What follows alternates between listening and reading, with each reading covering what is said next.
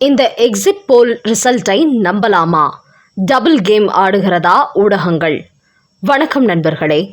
தமிழ்நாடு, கேரளா, பாண்டிச்சேரி, மேற்கு வங்காளம், அசாம் ஆகிய 5 மாநிலங்களுக்கு சட்டமன்ற தேர்தல் தேதி அறிவிக்கப்பட்டு இன்றோடு தேர்தல் நடைபெற்று முடிவடைந்துள்ளது. குறிப்பாக மேற்கு வங்காளத்தில் 2ஆம் கட்ட தேர்தல் நடந்து முடிவடைந்துள்ளது. தேர்தல் நடந்து முடியும் வரை எந்த ஊடகங்களும் எக்ஸிட் போல் கருத்து கணிப்புகளை வெளியிடக்கூடாது என்று தேர்தல் ஆணையம் தடை போட்டிருந்தது. இந்த நிலையில் இன்று 6 மணிக்கு மேற்கு வங்காளத்தில் 2ஆம் கட்ட வாக்குப்பதிவு முடிவடைந்த நிலையில் அடுத்தடுத்து பல ஊடகங்களும் எக்ஸிட் போல் கருத்து கணிப்புகளை வெளியிட்டுள்ளார்கள். அதில் தமிழ்நாட்டில் 2026 சட்டமன்ற தேர்தலில் திமுக கூட்டணிக்கு 125 முதல் 145 தொகுதிகள் கிடைக்கும் என்று தெரிவித்துள்ளார்கள். அதிமுக கூட்டணிக்கு 65 முதல் 80 தொகுதிகள் கிடைக்கும் என்று கூறியுள்ளார்கள். தமிழக வெற்றிக் கழகத்திற்கு 18 முதல் 25 தொகுதிகளும், மற்ற கட்சிகளுக்கு 2 முதல் 6 தொகுதிகளும் கிடைக்கும் என்றும் பட்டியல் வெளியிட்டுள்ளார்கள். குறிப்பாக கடந்த வாரத்தில் தந்தி டிவி இதுபோன்ற ஒரு கருத்து கணிப்பு வெளியிட்டிருந்தது. அதில் திமுக கூட்டணிக்கும் அதிமுக கூட்டணிக்கும் மிகச்சிறிய அளவில்தான் வித்தியாசம் இருக்கும் என்று தெரிவித்திருந்தார்கள். ஆனால் அப்படிப்பட்டவர்களே இன்றைய தினம் திமுக கூட்டணிக்கும் அதிமுக கூட்டணிக்கும் இடையே மிகப்பெரிய வித்தியாசம் இருப்பது போன்று எக்ஸிட் போல் முடிவு வெளியிட்டுள்ளார்கள். அந்த வகையில் இன்றைய தினம் இவர்கள் வெளியிட்டுள்ள முடிவுகளை பார்க்கும்போது ஒரே வாரத்தில் தமிழ்நாட்டில் இவ்வளவு பெரிய மாற்றம் ஏற்பட்டிருக்கிறதா என்கிற சந்தேகத்தை ஏற்படுத்துகிறது. இதேபோல் இன்று வெளியிடப்பட்டிருக்கும் 5 எக்ஸிட் போல் சர்வேக்களும் மீண்டும் தமிழ்நாட்டில் திமுகவை ஆட்சி அமைக்கும் என்றுதான் கருத்து கணிப்பு வெளியிட்டுள்ளார்கள். ஆனால் இந்த முடிவுகளை பார்க்கும்போது அடிச்சாங் காப்பி போலவே உள்ளது. இதுபோன்ற கடந்த காலங்களில் தமிழ்நாட்டில் திமுக தான் ஆட்சிக்கு வரும் என்று எத்தனையோ எக்ஸிட் போல் தகவல்கள் வெளியாகின. ஆனால் அந்த தேர்தலில் அதிமுக தான் அறுதி பெரும்பான்மையுடன் வெற்றி பெற்றது. இப்படிதான் கடந்த 2024 மக்களவைத் தேர்தலில் கூட மத்தியில் பாஜக அறுதி பெரும்பான்மை தொகுதிகளை கைப்பற்றி ஆட்சியை பிடிக்கும் என்று இந்திய அளவில் உள்ள பல ஊடகங்களும் பரபரப்பு கருத்து கணிப்புகள் வெளியிட்டார்கள். ஆனால் தேர்தல் முடிவில் பார்க்கும்போது பாஜக கூட்டணி ஆட்சிதான் அமைக்க முடிந்தது. அந்த அளவுக்கு இதுபோன்ற ஊடகங்கள் பொதுமக்களை சந்திக்காமல் தங்களது அலுவலகத்தில் இருந்து கொண்டே மக்களிடத்தில் கருத்து கேட்டது போன்று எக்ஸிட் போல் முடிவுகள் வெளியிடுவதெல்லாம் ஊரை ஏமாற்றும் கதையாக இருக்க முடியும்.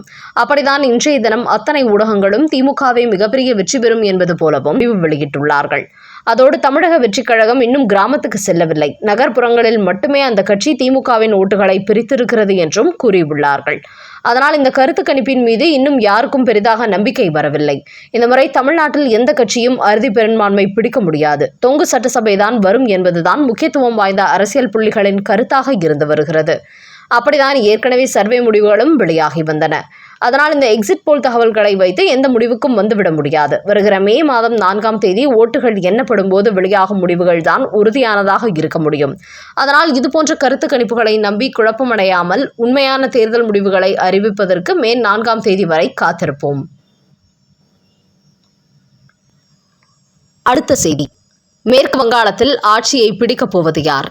பாஜகவா, திரிணாமுல் காங்கிரஸா? தமிழ்நாட்டில் இந்த சட்டமன்ற தேர்தலில் யார் ஆட்சி அமைக்க வாய்ப்பு இருக்கிறது என்பது குறித்து கருத்துக்கள் வெளியாகியுள்ள நிலையில் மேற்கு வங்காளத்தில் திரிணாமுல் காங்கிரஸ் பாஜகவிற்கிடையே கடுமையான போட்டி நடைபெற்றது.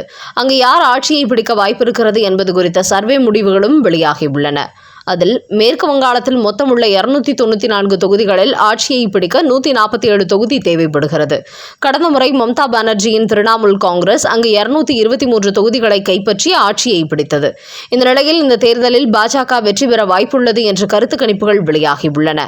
மேட்ரிக்ஸ் எக்ஸிட் போல் வெளியிட்டுள்ள கணிப்பில் மேற்கு வங்காளத்தில் பாரதிய ஜனதா கட்சி 146 முதல் 161 இடங்களை கைப்பற்றி ஆட்சியை பிடிக்கும் என்று தெரிவிக்கப்பட்டுள்ளது.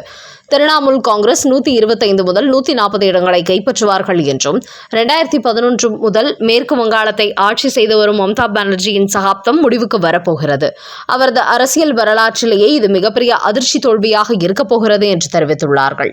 அது மட்டுமின்றி மம்தா பானர்ஜிக்கு இந்த முறை வாக்கு வங்கி 40% குறையவும் வாய்ப்பிருப்பதாக தெரிவிக்கப்பட்டுள்ளது. அதேபோல் அசாம் மாநிலத்தில் 3வது முறையாக பாஜகவை ஆட்சியை தொடரும் என்று தெரிவிக்கப்பட்டுள்ளது. அதையடுத்து புதுச்சேரியிலும் NDA ஆட்சி மீண்டும் தொடரும் என்று தெரிவிக்கப்பட்டிருக்கிறது. கேரளாவை எடுத்துக்கொண்டால் மொத்தமுள்ள 140 சட்டசபை தொகுதிகளில் 71 இடங்களில் வெற்றி பெற்றால் ஆட்சியை பிடிக்க முடியும். அந்த வகையில் இந்த மாநிலத்தில் காங்கிரஸ் கூட்டணி 75 முதல் 85 தொகுதிகளை கைப்பற்றும் என்றும் தெரிவிக்கப்பட்டுள்ளது.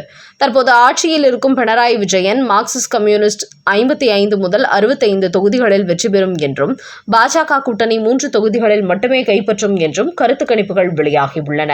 அந்த வகையில் கேரளாவில் கம்யூனிஸ்டை வீழ்த்தி காங்கிரஸ் ஆட்சியை பிடிக்கும் என்று தெரிவிக்கப்பட்டிருக்கிறது. இந்த சர்வே முடிவுகள் எல்லாம் எந்த அளவுக்கு உண்மை என்பது வருகிற மே 4ஆம் தேதி தெரியவரும். அடுத்த செய்தி. மேற்கு வங்காளத்தில் பரபரப்பு. பாஜக சின்னத்தில் ஓட்டு விழாமல் தடுத்தது அம்பலம். மேற்கு வங்காளத்தில் இன்று 2ஆம் கட்ட வாக்குப்பதிவு நடைபெற்றது. ஓட்டுப்பதிவு விறுவிறுப்பாக நடைபெற்று வந்த நேரத்தில் பர்கானாஸ் மாவட்டத்தில் உள்ள பல தொகுதிகளில் உள்ள மின்னணு இயந்திரங்களில் பாஜகவுக்கு ஓட்டு போடக்கூடிய பட்டன் மீது டேப் ஒட்டி மறைக்கப்பட்டிருந்தது. இதன் காரணமாக பாஜகவுக்கு வாக்களிக்க வந்த மக்கள் தாமரை சின்னத்தின் பட்டனை காணாமல் தடுமாறி உள்ளார்கள். இதுபோன்று மார்க்சிஸ்ட் கம்யூனிஸ்ட் கட்சியின் பட்டனையும் டேப் போட்டு ஒட்டி இருக்கிறார்கள். இப்படி ஒன்றுக்கு மேற்பட்ட பல வாக்குச்சாவடிகளில் உள்ள எந்திரங்களில் பாஜக மற்றும் மார்க்சிஸ்ட் கம்யூனிஸ்ட் கட்சிகளின் சின்னத்துக்கு அருகில் உள்ள பட்டன் மீது டேப் ஒட்டியதால் எதை அழுத்துவது என்று தெரியாமல் வாக்காளர்கள் குழம்பியுள்ளார்கள். இதையடுத்து பாஜகவினர் அங்கு விரைந்து சென்று சோதனை நடத்தியுள்ளார்கள். அங்குள்ள அதிகாரிகளிடத்தில் பட்டனை தெரியாமல் டேப் ஒட்டி மறைத்தால் எப்படி மக்கள் ஓட்டு போடுவார்கள் என்று கேள்வி கேட்டபோது அவர்கள் தடுமாறி உள்ளார்கள். அதனால் பாஜக மற்றும் கம்யூனிஸ்ட் கட்சியினர் இது மேற்கு வங்காள முதலமைச்சர் மம்தா பானர்ஜியின் வேலைதான் என்று அவர் மீது அம்மாநில தேர்தல் கமிஷனர் மனோஜ்குமார் அகர்வால் இடத்தில் புகார் அளித்துள்ளார்கள். இதையடுத்து அவர் சம்பந்தப்பட்ட வாக்குச்சாவடிக்கு சென்று சோதனை நடத்தியுள்ளார். அப்போது இதை செய்தது யார் என்று அவர் கேள்வி கேட்டபோது வாக்குச்சாவடி அதிகாரி யாரும் எங்களுக்கு எதுவும் தெரியாது என்று கூறியுள்ளார்கள். இதனால் சம்பந்தப்பட்ட இந்த ஓட்டுச்சாவடிகளில் மறு தேர்தல் நடத்தப்படும் என்று அவர் உத்தரவிட்டுள்ளார். அதோடு இந்த சம்பவத்திற்கு யார் காரணம் என்று குறித்து விசாரணை தற்போது நடைபெற்று வருகிறது. அந்த அளவுக்கு சமீபத்தில் நடைபெற்ற கருத்து கணிப்புகளில் இந்த முறை மேற்கு வங்காளத்தில் பாரதிய ஜனதா கட்சி ஆட்சிக்கு வரும் என்று சர்வே முடிவுகள் வெளியான நிலையில் பதற்றமடைந்த மம்தா பானர்ஜி இதுபோன்று பாஜக மற்றும் கம்யூனிஸ்ட் கட்சிகளுக்கு ஓட்டுகள் விழவே கூடாது என்பதற்காக வாக்கு எந்திரத்தின் பட்டன்களிலேயே தனது கட்சியினரை வைத்து டேப் ஒட்ட வைத்திருப்பது தற்போது அம்பலத்துக்கு வந்திருக்கிறது. கொடைக்கானலில் இருந்து திடீரென்று சென்னைக்கு புறப்பட்ட மு.க. ஸ்டாலின் சட்டமன்ற தேர்தல் வாக்குப்பதிவுகள் நடைபெற்றதை அடுத்து ஓய்வெடுப்பதற்காக கொடைக்கானல் புறப்பட்டு சென்றார் மு.க. ஸ்டாலின். அங்கு இருந்தபடியே வாக்குச்சாவடி முகவர்களை தொடர்பு கொண்டு திமுகவுக்கு வெற்றி வாய்ப்பு எப்படி உள்ளது என்று கேட்டறிந்து வந்தார். அதோடு சில முக்கிய திமுக புள்ளிகளும் கொடைக்கானலில் அவருடன் சந்திப்பு நடத்தி வந்தார்கள். இந்த நிலையில் இன்று கொடைக்கானலில் இருந்து சென்னை புறப்படுகிறார் மு.க. ஸ்டாலின். மே 4ஆம் தேதி ஓட்டு எண்ணிக்கை நடைபெற உள்ளதால் தற்போதைய திமுகவில் பெரிய அளவில் பரபரப்பு தொற்றிக் கொண்டுள்ளது. மு.க. ஸ்டாலினை பொறுத்தவரை மீண்டும் திமுகவை ஆட்சி அமைக்கும் என்று கூறி வந்தாலும் வெளியாகும் கருத்து கணிப்புகள் எந்த கட்சிக்கும் அறுதி பெரும்பான்மை கிடைக்காது, தொங்கு சட்டசபையை உருவாகும் என்று கூறப்பட்டு வருகிறது. அதனால் ஒருவேளை அப்படி ஒரு நிலை ஏற்பட்டால் அடுத்த கட்டமாக என்ன செய்வது என்று திமுக புள்ளிகளுடன் மு.க. ஸ்டாலின் ஆலோசனையில் ஈடுபட இருப்பதாகவும் தகவல்கள் வெளியாகியுள்ளன.